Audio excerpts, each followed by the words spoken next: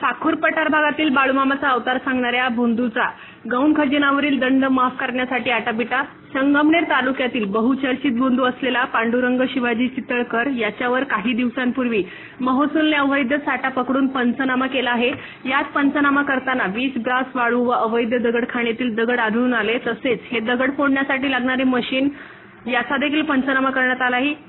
ही machine देखील या ठिकाणी विना परवाना सुरू होती. संत बाळूमामाच्या नावाखाली अवैध व्यवसाय थाटणाऱ्या या भोंदूबाबाचे नवनवीन किस्से रोज ऐकायला मिळत आहे.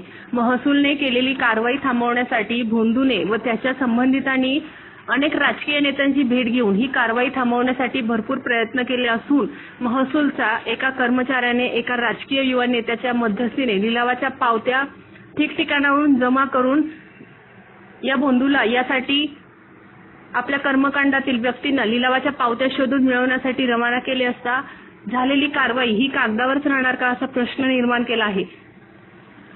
मंदिर बांधण्याच्या नावाखाली या इस्माने मोठ्या प्रमाणात माया गोळा केली असून वाळू तस्करांच्या संगमताने मोठ्या प्रमाणात त्याच्या आश्रम परिसरात साठा करून ही वाळू बाहेर काळ्या पैशाने विकत असल्याचे आढळून आले आहे. सदर भोंदू हा राजकीय लोकांच्या सहवासात असल्याने त्याची मुजोरी वाढलेली आहे. पत्रकारांना धमकवण्याचा प्रयत्न देखील त्याने केला असून सदर भोंदू यावर एका महिलेने गुन्हा दाखल करण्याचा प्रयत्न केला होता. तसेच अपरात्री हा भोंदू एका महिलेबरोबर आडवाटेवर आढळून आल्याने काही तरुणांनी त्याला चोप दिला होता. तो व्हिडिओ मोठ्या प्रमाणात व्हायरल झालेला असून महिलांना फसवून अमावस्या पौर्णिमेच्या दिवशी मुक्कामी थांबून तुमच्या घरातील किंवा शेतातील चेडेगोटे काढण्याच्या नावाखाली सदर महिलांवर अघोरी कृत्य केले असल्याची माहिती देखील मिळत आहे. त्यामुळे या भोंदूच्या आर्थिक तिजोरीची चौकशी होणे अत्यंत गरजेचे आहे.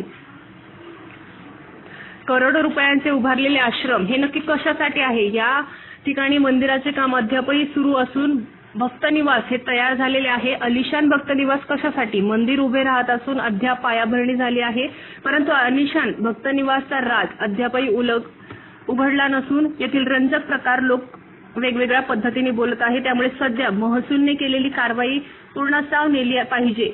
आदळण्याला घाबरून कुणी अधिकारी कारवाई करत नसेल तर मात्र ही अत्यंत निंदनीय बाब ठरणार आहे. Star news bureau, Nashik.